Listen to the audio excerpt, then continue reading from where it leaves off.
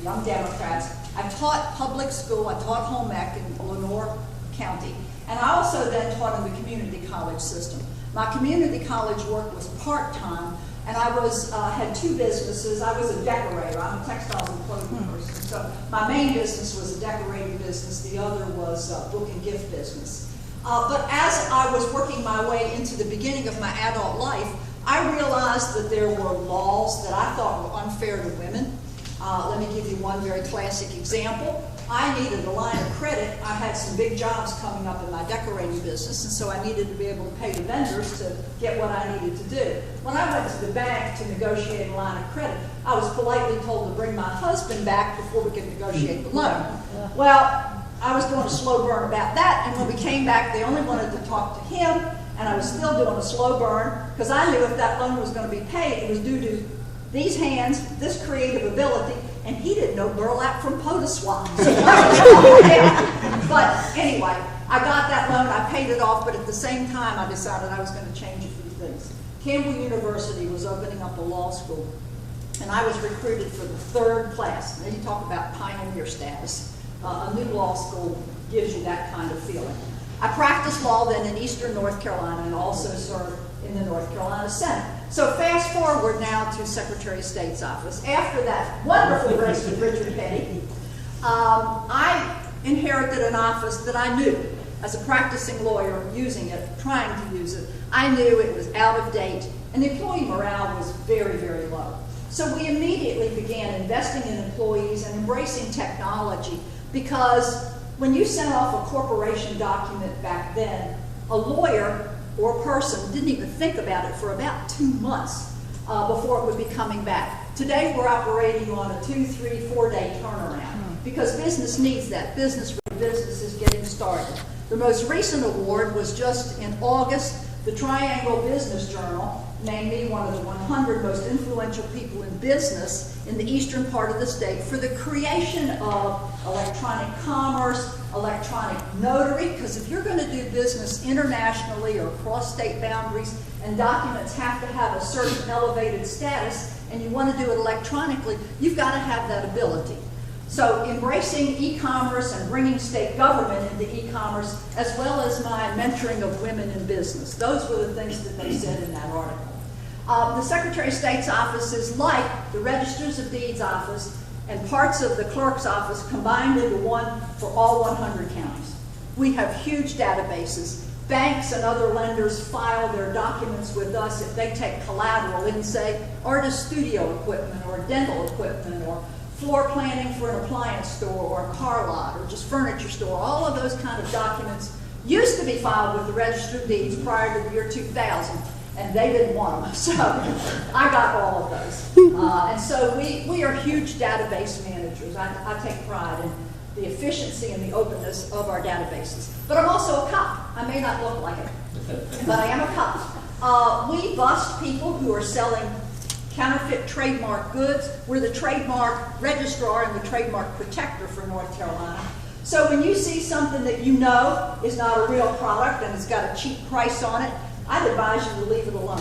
What we're seeing now, the product du jour, is fake perfumes. We're seeing women with contact dermatitis, and the perfume that they bought at the flea market or at a store that's not the kind of store where you would find Chanel or whatever these high-end brand names are made with contaminated water, bacterial-laden products, animal urine, that's the usual stabilizer in those kinds of things. So can you imagine putting that kind of unsanitary stuff on you, or even pulling it into your lungs? Those are the kinds of things that we are protecting consumers on. Sometimes it's what pretends to be Ray-Ban sunglasses that has no UV protection in it at all, has no shatterproof resistance in it at all. Sometimes it's appliances that have fake UL tags on it. We think that's the gold standard in electrical product. I have an extension cord that I carry around that's been kind of just wadded up and plugged in, and it's melted together, and then it burst into flame. Those are the kind of things that you don't want in your house. We don't want in this state, and I feel very good about busting up those rings. I feel very good also about sending people like Bernie Madoff, because he's not the first nor the last Ponzi scheme guy, even though he's our newest citizen of North Carolina. We've got a lot of Madoff wannabes here in North Carolina. we're routinely getting 10, 15, 20 years prison time for those folks. And I'm pleased to tell you that my law enforcement officers work with the federal law enforcement officers, and my lawyers are certified to go into court, in federal court, to practice alongside the U.S. attorneys with the cases. So that will tell you what kind of high level of talent I've got within the office. And we're getting serious prison time for these cases. Also, when the case is not exactly a criminal case, or we feel like we can get the people's money back in their account, we take the civil route. In this last 4 years, I can tell you that we have restored over $1 billion, I'm using a B, $1 billion to North Carolina investors based upon one type of false and deceptive sales pitch that was used for North Carolina citizens. It was used throughout the country. But we made those folks put that money back in people's accounts. Now, what am I talking about? I'm talking about a person who sold a house and wants to go to something smaller, assisted living, independent living, whatever, and want to hold on to that nest egg. They were told that this is as safe as a CD and was going to get slightly better interest, and you could get it with about 7 days' notice. That was the only hiccup, 7 days' notice. Well, come early 2008, they couldn't get it at all. Couldn't get it at all. This was not money put at risk. It was told to be safe. Sometimes it was that homeowner. Sometimes it was companies that had cash on the books. Sometimes it was like hospital foundations, college foundations, other civic organizations that had assets that they wanted to get a little bit better than CD rates, but wanted it also to be safe. Sometimes it was venture capital. When you're talking about corporations and venture capital, that's economic development. That's jobs for North Carolina. So I feel real good. It matters who your Secretary of State is because we had the backbone to take on these kind of folks. We threatened to take one company's license here in North Carolina, a nationally known company, and I still have some management control over how they train their people because the corporate structure allowed them to make these misrepresentations when they knew they were bad. So we're watching, I'm kind of like the eagle eyes, watching over those folks. I actually don't have it myself, I have a hired professional to monitor them and reads their reports to make sure that they're giving us accurate information and doing spot checking on it. So I feel good about that. Dick mentioned lobbying. North Carolina today, I can tell you, has the strongest lobbying laws in the country. We started that in 2005 before there were any bad things, embarrassing things coming out of the General Assembly. And I'm here to tell you that law went into effect 2007. And ever since then, people have been trying to whittle back on it. I believe that open government is good government. I believe that government should be conducted in the sunshine. And there are plenty of folks down at the General Assembly that don't want you to know who they spend on, how they spend it, and would rather operate in darkness. Just this August, we got the highest grade in the country for the Center for Government Integrity on our lobbying laws. And I'm very proud of that.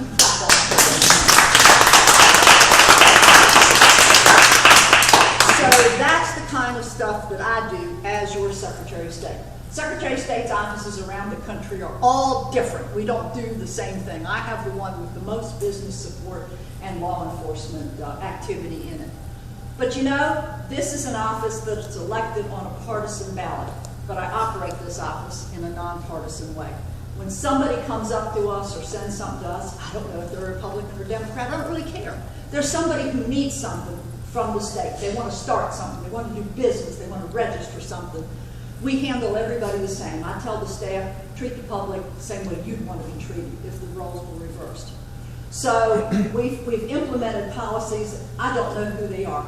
I also don't know when a corporation or a limited liability company is started. It may be a cottage crafter who only wants to sell at some street festivals in the spring and the fall, and they just want to have a corporation or a limited liability company. But it also may be somebody who has a patent pending for a great innovation that's going to change the face of technology, change the face of agriculture. It may be the next scientific breakthrough on some illness or medical device. I don't know. I don't know when they start. And sometimes they don't know. But we treat them all with the appropriate dignity and do accord that the state of North Carolina ought to issue and act for every citizen. So that's who I am. That is what I do. I am hoping to have my contract renewed. Yes. And would appreciate you all's help. I did carry Rowan County in 2008. Can you do it again for me?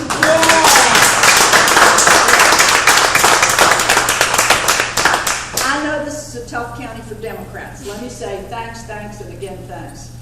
Every extra vote that you can get out here in this county is one I don't have to find somewhere else.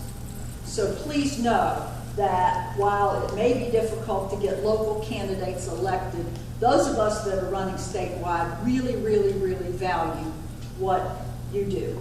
The Council of State folks, we meet every week. We are running as a team. I can run through those folks for you. Tiffany? Yep. Have you got that brochure? Yep. Yep. We prepared a brochure. It's available through your party. A lot of literature is being prepared with everybody's name on it. But you know the process, to vote for Obama, then vote for the straight Democratic ticket, then vote for the judges. But I'm proud to be running with Walter Dalton. You all know his record. Linda Coleman, who distinguished herself in the General Assembly, running for Lieutenant Governor. I'm the dean of the whole crowd, and they give me a hard time every once in a while. Jim Long, in his last Council of State meeting, gave me a wedge of cheese, and he said, "You're now the oldest rat in the Democratic."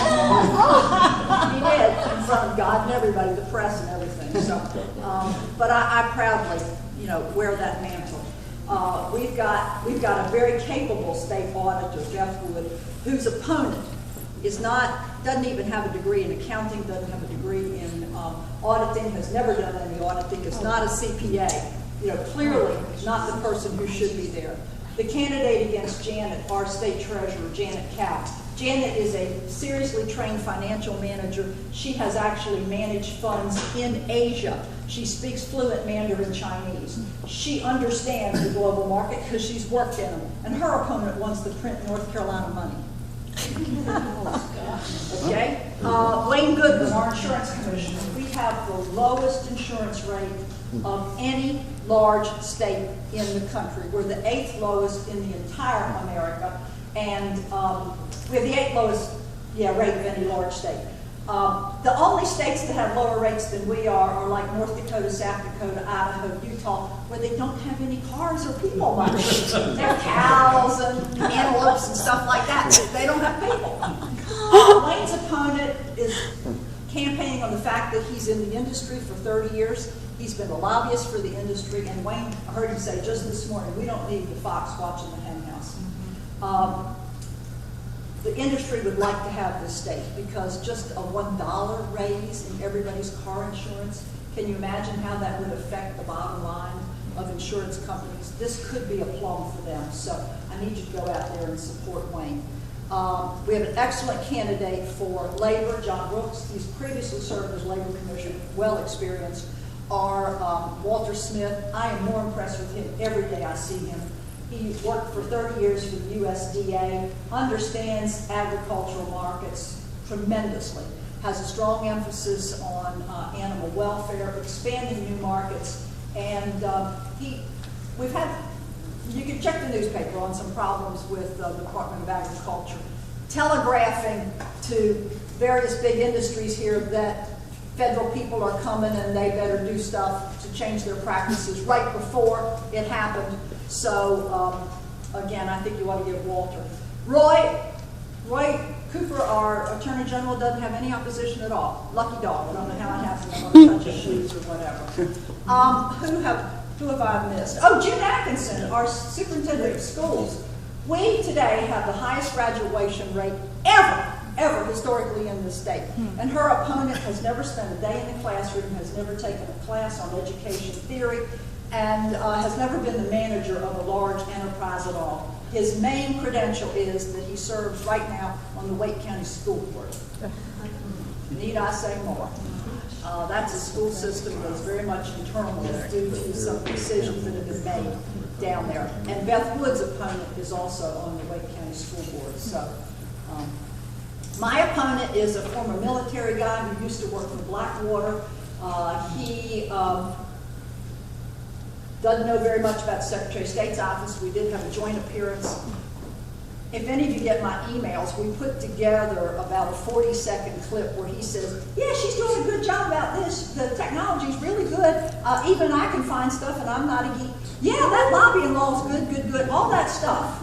And then, at the very end, when I had no chance to respond, he called me unpatriotic, un-American, and would support organizations that overthrow the government. Previously, he called me as being in a conspiracy, and the newspaper gave him a liar, liar, pants on fire for that, because there's no basis for it whatsoever. So this individual has no boundaries. So I am not taking this one very comfortable or lightly. I'm working hard, because when you got unpredictable opponents, as all of the rest of us do, you can see that they're very short on qualifications out there. We are hopeful there's no big surprise, but you never know. You never know. So we're all going to be ready. We're going to be ready. We're all working incredibly hard. We're sharing schedules, covering for each other. Now, I've gone on too long here, but I'm going to leave you with the most important thing. Judges have to be voted for separately.